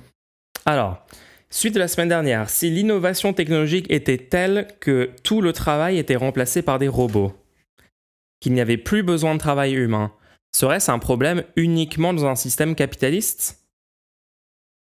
A contrario, cela doit-il devenir un objectif ? Donc si c'est aussi un problème dans un autre système, est-ce qu'on doit le maintenir ça comme objectif, quoi ? J'ai bien compris. Alors, d'accord, c'est un cas assez particulier. Donc, l'innovation technologique était telle que tout le travail est remplacé par des robots. Donc, il faut quand même se rappeler que ça ne sera jamais à 100% tout le travail remplacé par des robots parce qu'il y a le travail de maintenance. Si tu me dis oui, mais le travail de maintenance, ça sera fait lui-même par d'autres robots, bah, du coup, le maintenance de ces robots, etc. Donc bon, après, je suis d'accord qu'on peut réduire à un nombre très faible le nombre d'heures de travail humain nécessaires pour faire tourner hypothétiquement une société. Pour la question, on part du principe que c'est possible. Ok, let's go. On part du principe que c'est possible. Ok. Pour moi, c'est pas un problème. Pour moi, c'est pas un problème. Ouais, la question c'est est-ce que ce serait un problème uniquement dans un système capitaliste ? On sait que c'est un problème dans un système capitaliste, on en avait parlé la dernière fois. Ça serait un problème dans un système féodal. Ce serait aussi un problème dans un système féodal. En fait, ça serait un problème dans tout système dont la survie de certaines personnes dépend de leur travail. Ouais. Oui. N'importe quel système qui fait dépendre la survie de certaines personnes par leur quantité de travail fournie, si tu rends le travail automatisé par des robots, ces personnes-là n'ont plus aucun moyen d'obtenir leurs moyens de subsistance.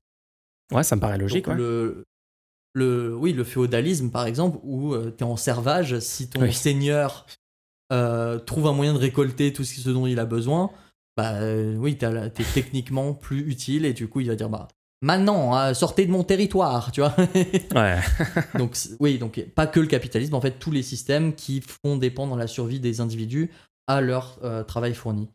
Est-ce que cela doit devenir un objectif ? Moi, je pense que ça doit devenir un objectif, mais ça ne peut être un objectif que si on sort de ce type de système. On peut pas fixer ça en objectif si ça met en danger la survie de certaines personnes, quoi. Ouais. Adopter ça comme vraiment objectif principal et on fonce, on le fait à fond, etc. Ça sera réellement bénéfique pour l'intérêt général seulement si on met un autre système économique. Donc pour moi, c'est une explication. En fait, c'est une super question parce que ça pousse tous les techno-solutionnistes, tous les techno-bros, toutes les personnes qui croient en la technologie, qui croient en la possibilité de l'humain de régler les problèmes par la technologie. Vous pourrez défendre de manière crédible votre techno-solutionnisme que quand on serait sorti du capitalisme. Mais oui. Et ça qui est fou, parce que ces gens veulent défendre ça, donc si vous soyez juste d'accord avec les propositions de garantir les besoins vitaux, de coopératives, de choses comme ça, et là, vous pouvez être aussi solutionniste technologique que vous voulez. Moi, j'entends plein de gens, par exemple, dire... c'est ouf. Plein de gens dire oui, moi je passe jamais par la caisse automatique parce que je veux soutenir le travail des gens qui travaillent à la caisse comme avant, etc. Et c'est bizarre ça. Hein. Le fait est que le capitalisme, vivre dans un système capitaliste nous pousse à ce genre de raisonnement. Mais quand tu prends un peu de recul, c'est complètement fou. Ouais. Pourquoi est-ce qu'on veut qu'une personne qui pourrait ne pas avoir à travailler travaille? C'est ça le truc, ouais. Sauf que le fait est que dans le capitalisme, si elle travaille pas, elle meurt. Et ouais. Donc on ne peut pas souhaiter des avancées technologiques au sein du capitalisme. Et c'est horrible de penser ça. Donc moi je veux qu'on... Le capitalisme est anti-progrès technologique, en fait. Alors il n'est pas par rapport à anti-progrès d'autres technologique, systèmes. il est anti-progrès technologique si tu ne souhaites pas la mort d'une partie de l'humanité. Aïe. Aïe, aïe, aïe. Mais c'est ça qui est horrible. Ouais, c'est horrible. Ouais. Non, il faut comprendre que de si tu défends à la fois le capitalisme et les avancées technologiques, il y a un problème dans ton raisonnement. Le raisonnement, si tu réfléchis bien, il pousse à expliquer que tu es en train de souhaiter la mort d'une partie de la population. Et que tu es OK avec ça. Juste remettez en question cette partie-là. Et puis c'est tellement simple, si vous aimez la technologie, les avancées technologiques et tout, c'est tellement simple de juste dire, bon, OK, on pourra pas... venons, on arrête le capitalisme, on fait autre chose, tu vois, genre... Bref. Vous serez tellement plus à l'aise avec les avancées technologiques, les innovations, si ça vous permettrait de vous dire, ah, il y a eu assez d'avancées cette année pour que maintenant le temps de travail passe de 24 heures à 23 heures pour l'ensemble de la population. C'est tellement stylé. C'est incroyable. Ah, cette année, on a tellement progressé sur les avancées technologiques, maintenant c'est 20 heures. Tu vois, chaque avancée, innovation... On pourrait juste avoir des bonnes news, en fait. Ouais, genre... On pourrait être dans une bonne timeline, genre, s'il vous plaît. L'automatisation a augmenté cette année, donc on vous annonce que maintenant vous travaillez que 19 heures par semaine. Tu reçois cette annonce-là, tu vois. Genre. Mais ça, tant qu'on est sous le capitalisme, on n'aura pas ce genre de news. Hein, parce qu'on a... vous voulez qu'on précise ce point-là, n'hésitez pas à poser cette...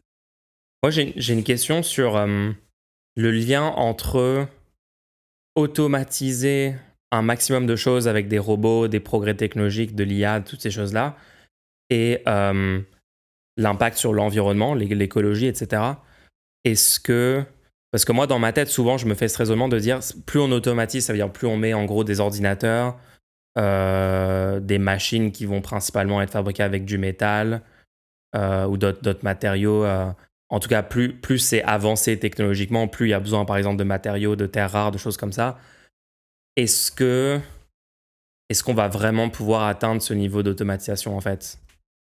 Et là, j'ai l'impression que pour répondre à cette question, j'aurais besoin de faire une sorte de simulation hyper complexe de quelle quantité de matériaux reste, de chaque catégorie de matériaux reste dans le sol, comment on va l'extraire, quels sont le nombre de terawattheures qu'on peut produire par an avec des renouvelables, des trucs comme ça. Et ça me semble hyper compliqué à répondre comme question. En fait, je suis pas sûr que la réflexion soit aussi simple que ça. C'est-à-dire, même si tu essayais d'imaginer, de créer un algorithme pour savoir combien il faudrait de matériaux, l'innovation, il y a des jumps d'innovation qu'on ne peut pas prévoir. La dernière fois, des paradigm shifts. La dernière fois, on regardait par exemple une machine qui était capable de, avec un laser, brûler des herbes, des mauvaises herbes. Oui, c'était incroyable ça. Donc tu as juste ton laser comme ça qui passe. Donc tu as une machine qui passe avec un laser et ça brûle les mauvaises herbes. Il fait de la reconnaissance. Il dit non, ça c'est pas une herbe que je veux dans mon jardin, quoi. Clac, et il la brûle comme ça. Et sur un champ avec un engin complètement autonome qui fait des allers-retours. Ouais. Quand tu regardes cette machine-là, du coup ça enlève le besoin d'avoir des pesticides contre les mauvaises herbes. Ouais. Et donc toute l'industrie. Donc tu as investi dans cette machine. Amont. T'as investi dans cette machine. Et ni plus ni moins un truc qui est adaptable sur un tracteur. Qui est juste un laser au final. Ouais. Avec une tête avec 2-3 moteurs. Et le truc sera en opération peut-être pendant 10 ans. Avec quelques réparations, etc. Combien de tonnes de pesticides parce que le pesticide, c'est énormément aussi de ressources dépensées pour le fabriquer. Et oui. Combien de composés azotés. Ouais. Voilà. Et tu n'auras pas besoin de le dépenser, ça. Donc, c'est compliqué de savoir quelles seront les innovations qu'on aura et comment ça pourra. Et c'est vraiment au cas par cas. De la même manière, il y a une certaine manière de penser qui fait qu'aujourd'hui, chaque fabricant d'éoliennes, par exemple, veut être l'éolienne la plus efficiente sur le marché de l'éolienne. Parce que c'est à lui qu'on va acheter l'éolienne, qu'on va vouloir une éolienne. Ouais, Puisqu'on veut la plus efficiente. il veut la stat, Tu payes la feature un la certain plus montant élevée. d'euros et tu as un certain montant de kilowattheure. D'accord? Logique. Le fait est qu'aujourd'hui, du coup, ces éoliennes-là, comme tu disais, ça demande beaucoup de matériaux, notamment de la fibre de verre, de fibre de carbone, je sais pas quoi, qui permet d'avoir l'efficience maximale. Et moi, je me suis toujours dit, on pourrait descendre un peu l'efficacité de ces machines-là, au lieu que ce soit 98,9%, ça va être 80%. Ouais. En fait, on les fait en matériaux recyclables, du bois, des matériaux qu'on peut réutiliser, etc. Oui, ça veut dire pas prendre en compte le coefficient, enfin le rendement énergétique comme l'ultime métrique à maximiser en tenant pas compte de tout le reste. Oui, et dire genre on peut prendre en compte peut-être le matériau, est-ce qu'il est recyclable, est-ce que ça vaut le coup vraiment de mettre de la fibre de carbone absolument partout pour optimiser tout en termes de coûts écologiques globaux? Par exemple, la 5G, moi, je pense que c'est inutile. Et donc là, Ça, c'est intéressant ça. si tu analyses quel est le coût pour mettre en place la 5G, il est incroyablement élevé. Ça, Et c'est pourtant- vrai, il faut renouveler l'ensemble des routeurs, des antennes, Non, mais pas seulement. des portables, tout le parc en fait de... Pas seulement. La 5G n'est pas juste une différente 4G. Il s'agit d'une onde beaucoup plus courte, Mhm. ce qui fait qu'elle est beaucoup plus atténuée par l'environnement. Oui, Même tu mets ta main devant, ça bloque l'onde. Et du coup, il te faut une densité il faut une d'antenne, densité, je crois que j'avais vu, c'était un lampadaire sur deux qui devrait être un une émetteur antenne 5G. C'est juste, la 5G est une folie. Et le fait est qu'aujourd'hui, la 5G, ils sont en train d'appeler 5G des antennes 4G. Oui, parce que Ils ont les changé la antennes norme. 5G incluent les anciennes technologies, 3G, Et en 4G, fait, etc. oui. c'est juste un effet marketing selon moi. Le fait est, c'est que personne n'a besoin de la 5G aujourd'hui. Mais en fait, la 5G, ça a été un échec en fait, parce que moi, ça fait combien de temps qu'on entend parler de la 5G maintenant? Ça va faire 10 ans? Ouais. Ou enfin 5 10 ans ans, peut-être 10 avec ans, ouais, l'annonce, je sais c'est pas. Ouais, peut-être 5 ans que c'est genre hyper mainstream et tout.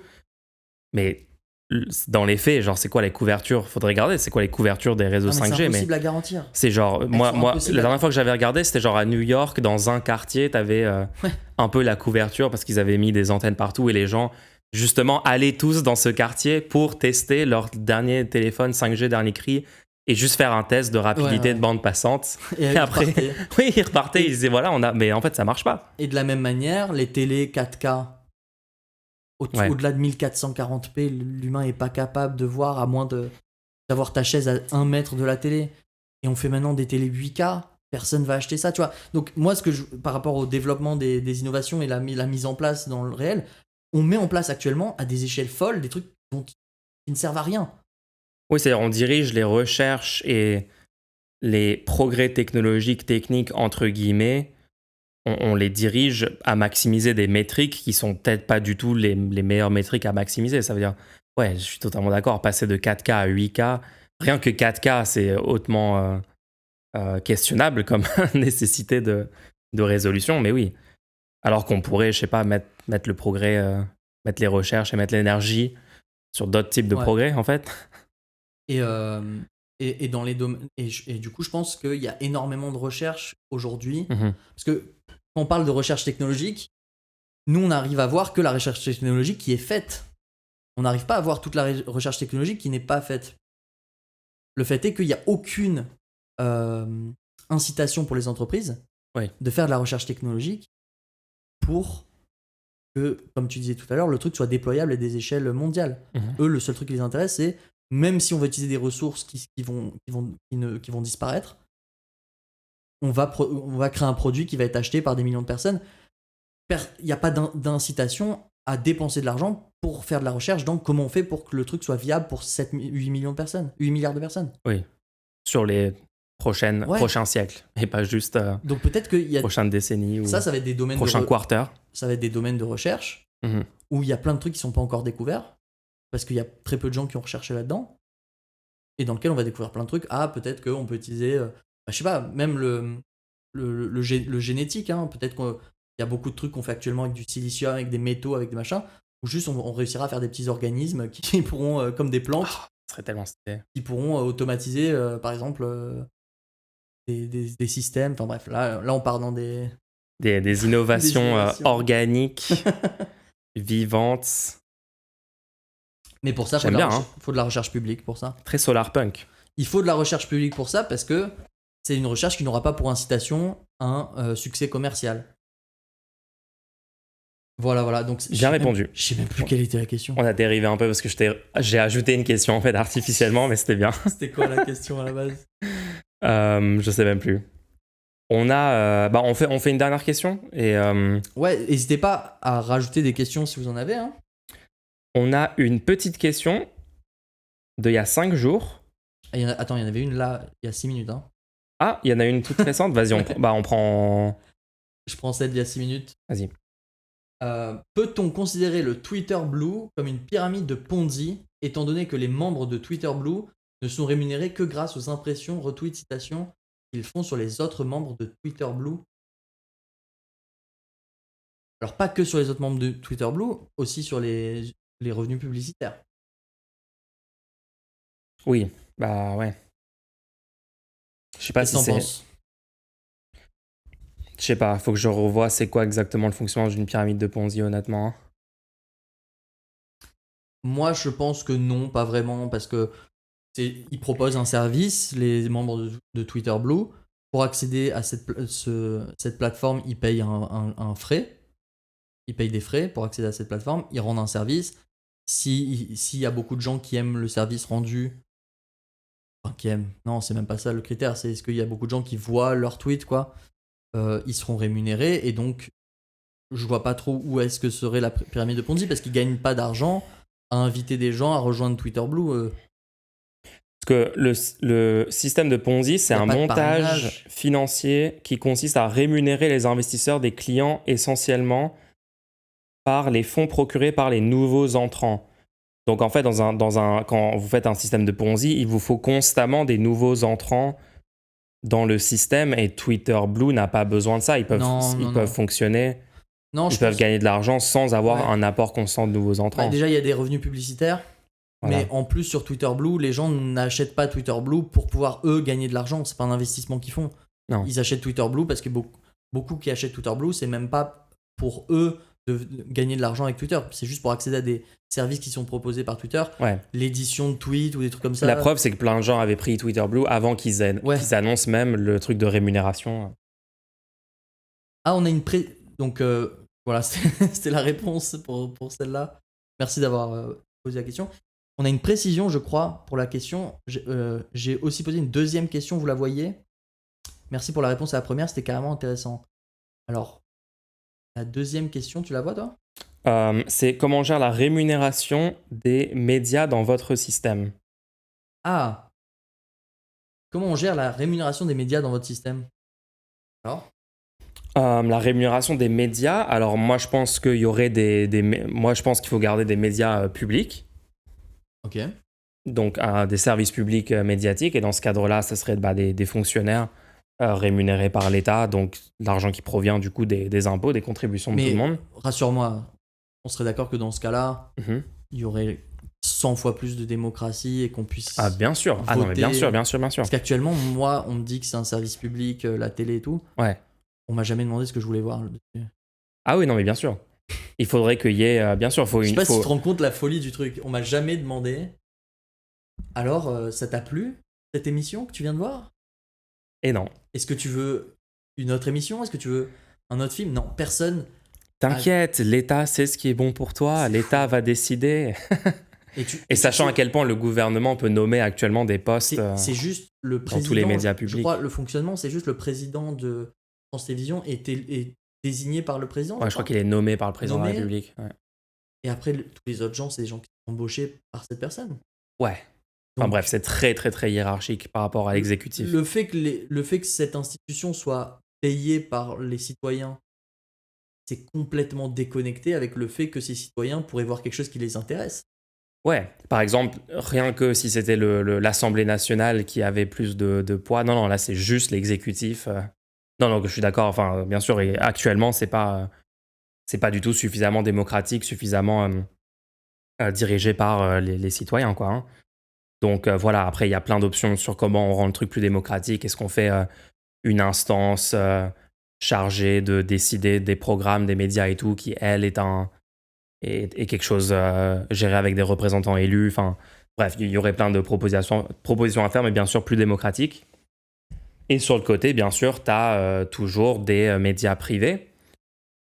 Et pour moi, les médias privés, on doit quand même faire en sorte que ça soit géré démocratiquement par les journalistes, quoi. Parce qu'en fait, moi, le gros problème que je vois, parce qu'en fait, la situation actuelle où on a une dizaine de milliardaires qui possèdent une immense majorité des médias privés, chaînes de télé, journaux papier, etc. On connaît Bolloré, on sait ce qu'il fait exactement, etc. C'est ça le problème, en fait. Le problème, c'est le pouvoir totalement hiérarchique des actionnaires sur ces médias privés-là. Donc, je pense que, en tout cas, au-delà d'une certaine taille, les médias privés comme ça, on doit forcer le truc à être géré démocratiquement et posté par les travailleurs, Des c'est-à-dire les coopératives. journalistes, des coopératives. Merci pour le résumé. Donc tu vas déterminer une certaine taille pour un média. Et à partir de cette taille pour le média, tu vas le forcer à être une coopérative, c'est ça? Quel serait le problème de faire ça? Non, je pense que c'est plutôt utile. En fait, le fait de forcer une entreprise à devenir une coopérative, ça peut poser des problèmes. Que du coup, les employés actuels n'auraient pas les moyens de payer. Ça pourrait rendre leur situation plus basse que ce qu'elle est actuellement. Oui, s'ils doivent par exemple racheter des parts du capital. C'est assez compliqué. Ça peut être compliqué. Moi, ce que je voyais, c'était que actuellement le financement des médias, il y a des énormes subventions par le public. Et on se rend compte que l'autre moyen pour un média de gagner de l'argent, c'est souvent la publicité. Oui. Et il y a très peu de gens qui payent pour leurs médias. Ça existe encore, tu vois, mais c'est très dur pour un média de à la fois partager de l'information, ce qui est son objectif, et derrière le gatekeeper, derrière un paywall. Ouais. C'est une grosse contradiction. Il y a toujours une contradiction où tu veux que les gens sachent des choses, c'est ton but en tant que... Mais il faut qu'ils payent pour l'avoir, donc tu fais comment, tu vois? C'est un peu comme un médecin. Un médecin, il veut sauver les gens, c'est son objectif. Est-ce que derrière, s'il doit faire payer chaque personne, il est obligé de dire non, je ne vais pas vous soigner, vous allez mourir? Non, on a réglé ce problème avec la société, on a dit non, tous les gens devraient pouvoir se soigner et le docteur doit pouvoir exercer. Donc moi, je pense que la subvention par le public, c'est cool. Je pense qu'on devrait être, au lieu que ce soit juste complètement arbitraire, parce qu'actuellement, le journal de Mickey a des subventions plus élevées que des journaux hyper basés et tout. On ne sait pas comment sont décidés, il y a des critères un peu vagues. Moi, je pense que ça pourrait être quelque chose de beaucoup plus simple, c'est-à-dire que chaque personne puisse flécher ce que représente sa participation pour les subventions publiques vers les journaux, puisse la flécher en disant moi j'aimerais que ce journal ait des moyens. Ok, ouais, j'aime bien ça, j'aime bien cette idée. Par exemple, chacun aurait, je sais pas, 20 € par an, symboliquement, ça pourrait être des euros, et puis ils choisissent sur une plateforme, moi je flèche vers tel média. Je pense que ce serait dangereux de dire aux gens vous avez 20 € que vous pouvez flécher vers un média. Ouais. Parce que c'est pas 20 € qui les appartient. On était censé donner des subventions aux médias. C'était censé être fait déjà. Oui. Donc je pense que ce serait plus intéressant de dire à quel média vous aimeriez que les subventions publiques soient données. Oui. Les subventions publiques, c'est un budget voté séparément. Et donc du coup les citoyens peuvent tous... Et c'est juste que toi maintenant, tu faire un sorte de vote. On pourrait faire genre vote par approbation. Par approbation pour les médias que tu préfères et tu aimerais qu'ils aient des subventions. Mais du coup, les subventions sont conditionnées. On obligerait les médias qui souhaitent recevoir des subventions à ne pas avoir de publicité pour ne pas être biaisés en faveur des gens qui leur donneraient de l'argent et à être des coopératives pour ne pas dépendre du choix d'un patron. Ah, d'accord. Ok, c'est pas mal ça. Tu vois le truc? C'est pas mal. Donc tu crées en fait il y aurait genre plusieurs tiers dans ton système. Il y aurait ces médias-là qui sont du coup subventionnés publiquement par fléchage, mais il y a des exigences fortes de démocratie, de non-publicité, donc non-lavage du cerveau en gros des citoyens. Et tu aurais ensuite des médias privés qui, eux, ils peuvent faire ce qu'ils veulent, ils peuvent ne pas être des coopératives s'ils veulent, mais ils doivent avoir un modèle économique, donc par exemple de la pub, être juste payant au point de service, genre tu payes 2 euros ou tu Ouais. payes pour accéder aux articles tous les mois. Mais ils n'ont pas le label média reconnu par l'État. Ouais. Parce que ce label, il veut dire que ce média n'est pas possédé par quelqu'un qui peut changer tout complètement la vision des choses. Oui, puis structurellement, il aura soit de la pub, soit un paywall, donc Ouais. les gens vont, Soit vont pas être chauds. soit un quoi. milliardaire qui investit de l'argent Ouais, pour qui changer les burn idées tout son du... argent voilà. pour. Mais bon, ça, il y Donc a de moins de base, chances de base qu'il y ait des ouais, mais du milliardaires coup, dans toi, la future société. en tant que citoyen, quand tu veux t'informer, tu vas dire ouais, non, je vais prendre celui qui est le label certifié. Parce que sinon, je suis persuadé qu'il y aura d'une manière ou d'une autre un biais sur ce média-là. Mais tu vois, ça permet de pas avoir un cas de figure où euh, des gens qui veulent avoir un certain ton ne peuvent pas créer à la base Ouais. l'entreprise, tu vois. Moi, j'ai un peu peur quand tu forces une entreprise à être d'une certaine truc, tu empêches un certain type d'innovation. Peut-être il y a un média qui va se baser sur une manière d'avoir des revenus où ça correspondra pas à la certification qu'on a mis en place. Oui. Donc ça permet de faire coexister un truc où on sait que ça marche, des coopératives sans publicité, financées par l'État et donc accessibles à n'importe quel citoyen. On assure un droit à l'information pour les citoyens. Ça aussi, je suis totalement d'accord avec ça. Ça, c'est un truc majeur. Actuellement, techniquement, si tu veux être bien informé, il faut que tu prennes des abonnements à tout un tas de médias. Parfois, il y a des annonces qui sont faites ultra importantes pour le pays par les gens au pouvoir, mais c'est fait dans des médias privés derrière un paywall. Tu te souviens les trucs? Il y avait des trucs pour le Covid, Ouais. où c'était littéralement des annonces et tout, ou des trucs qui sortaient, c'était derrière des paywalls. Donc ça, déjà, ce serait une grosse amélioration par rapport au système actuel. Ouais. Mais à côté de ça, à côté d'un truc où on sait que ça marche, on laisse aux citoyens la libre organisation pour faire des trucs comme ils veulent, quoi. J'aime bien ça, franchement, je suis fan de ça. J'aime bien quand tu laisses l'initiative privée et aussi la possibilité de disrupter le fonctionnement du statu quo et ce qui est genre considéré comme Et du coup, c'est hyper la norme et rapide tout. pour un nouveau média qui veut se créer. Mhm.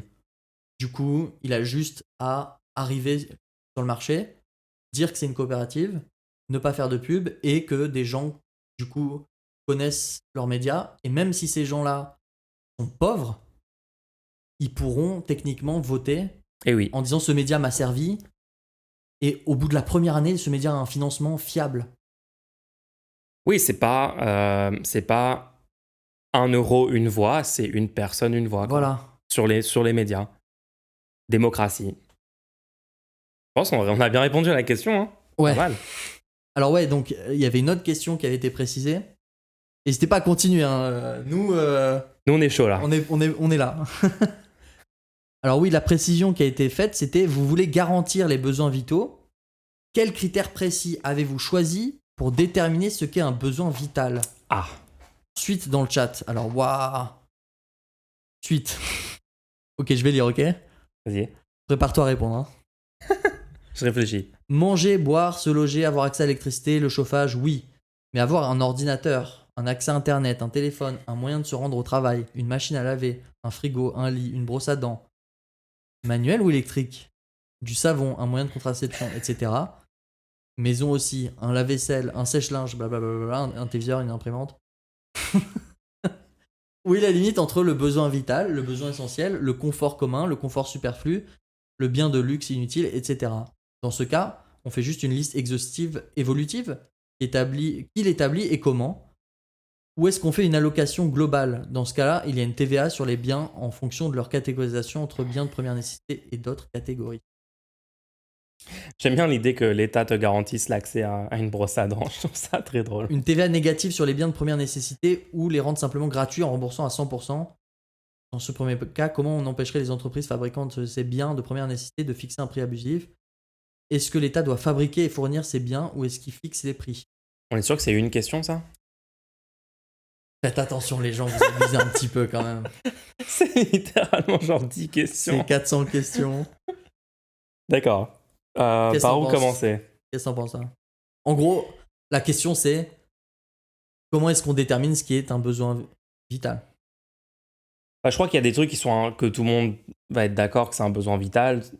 Manger, l'eau, se loger, le transport en commun. Et après, le reste, c'est là que ça commence. La santé, ça c'est sûr. Et le reste, oui, là, il y a un L'éducation. débat. L'éducation, ouais, tout le monde est d'accord là-dessus. L'éducation, on pourrait dire, c'est pas un besoin vital.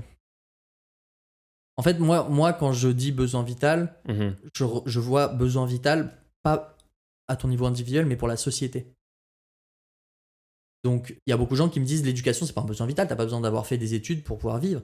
En fait, c'est un besoin vital pour la société. La société a besoin d'une population éduquée. Une population, D'accord. tu vois.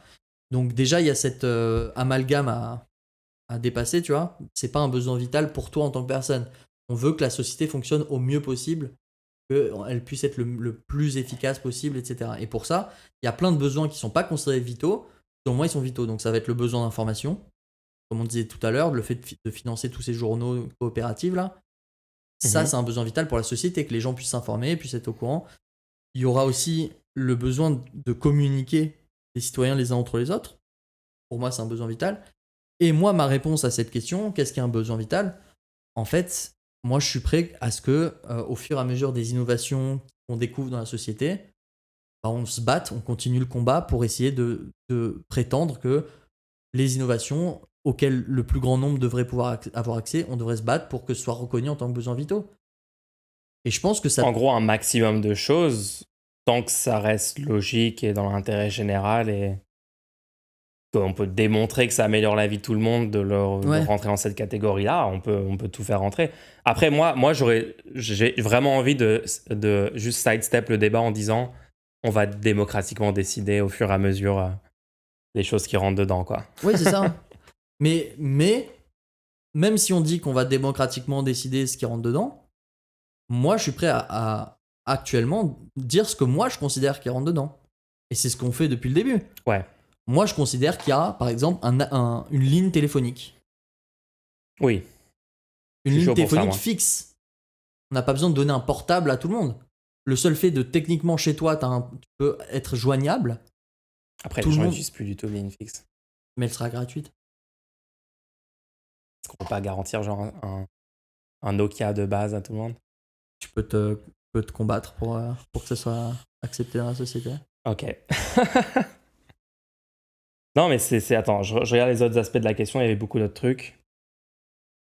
On répond rapidement à ce qu'il dit. Donc, accès à Internet, comment on fait pour Internet? Parce que, est-ce que du coup, ça serait une certaine quantité de data tous les Moi, mois? l'accès à Internet, j'avais dit que c'était un besoin vital. Ouais, Après, j'avais dit au pas niveau de la illimité non bande plus. passante, Ouais, la bande passante qu'on garantit, c'est une bande passante qui te permet d'avoir des informations textuelles ou d'accord. des Genre images. lire Wikipédia. Voilà, tu peux charger une page Wikipédia, tu vois. Tu peux faire toutes tes démarches administratives. Donc, tu aurais data illimitée, mais une certaine bande Une passante certaine bande passante gratuite. Et après, si gratuite. tu veux plus, Ouais. c'est payant et tu as un service public. Parce que ça, c'est lié à la réalité. La réalité, c'est qu'on peut assurer énormément de gens sur Internet. Et ce qu'on peut pas assurer, c'est des bandes passantes, en fait. La bande passante, elle est limitée. Donc, si on veut que les gens puissent avoir une bande passante, il faut payer, tu vois. Ouais, Par contre, ça ne pose pas de problème de garantir l'accès à Internet à un grand nombre de personnes si leur bande passante est limitée. Et je sais pas si tu es au courant, mais la différence de bande passante entre un usage et un autre est juste folle. ouais. T'as par Tu exemple streams la vidéo 4K, certains c'est pas pareil. sites pour charger entièrement la page, Ouais, moins de 5 mégas octets. ouais, Alors qu'une vidéo, t'es sur du 5 mégaoctets par seconde. c'est ça. Ouais. Donc quand tu regardes une vidéo de 30 minutes, l'autre personne a déjà pu regarder des milliers de pages. Tu vois. Donc il faut bien Après, se je vois rendre pas compte. dans la pratique comment tu l'implémentes parce que, Bah si, c'est facile ça. genre, tu mets des routeurs On a déjà tout ce qui est en place pour le faire. Ça. hyper pas chers chez les gens.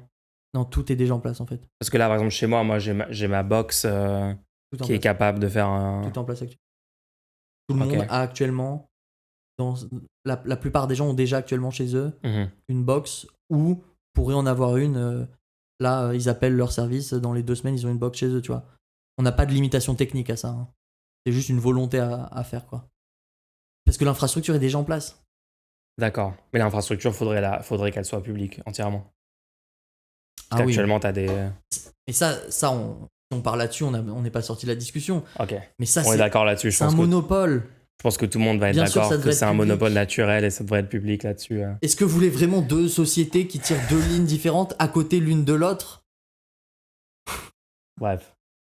Ok, donc ça sur Internet. Et pour la brosse à dents, Machine à laver. brosse à dents, je suis chaud que tu vas à la pharmacie, tu dis j'ai pas de brosse à dents, on t'en donne une. Hein. Et si une personne veut abuser, veut prendre une brosse à dents dans chaque pharmacie, dans toute sa ville, Et ça le sert et à faire quoi? et vendre sur le Ça lui marché sert à quoi? noir de la brosse à dents, Qui va l'acheter sur le marché noir? Puisque tu peux aller en chercher une à la pharmacie. j'avoue. Je Stillman. Ah non, essaye. Machine à laver. On a un service public de Oui, là, il y a un service machine public. à laver. Il y a un service public pour ça, ouais. De lavage de vêtements. Alors, pour les vêtements, honnêtement, pour les vêtements, on a un problème. On y réfléchissait dans le Discord la dernière fois. Ouais. On fait quoi pour les vêtements? Et ça, on n'a pas trouvé de solution bien claire. Un Vinted public. Bah, c'est pas clair parce que moi, je veux vraiment pas que les gens ils aient un. S'ils ont besoin de vêtements, qu'ils aient un uniforme public Ah non, c'est une catastrophe ça. où, genre, on voit que du coup, t'es littéralement la personne qui a dû aller chercher le vêtement parce que t'as pas l'argent. Genre, c'est C'est une ça, hein. catastrophe. Venez, on essaye de s'éloigner des caricatures de l'URSS. Genre le communisme, c'est quand tout le monde porte du gris et des fermetures éclairs et tout, s'il vous plaît. Du coup, il y a des gens qui avaient dit oui, tu peux amener des vêtements et on te donne un vêtement qui a été récupéré. Enfin, Tu peux échanger tes vieux vêtements, genre t'échanges 3 vieux pantalons quand t'as un pantalon en meilleur état. Et Je c'est sais des pas. trucs pas encore. pour réfléchir, mais c'est bon, les gens, on va s'organiser, c'est pas compliqué en vrai. Du savon, un moyen de contraception. La contraception,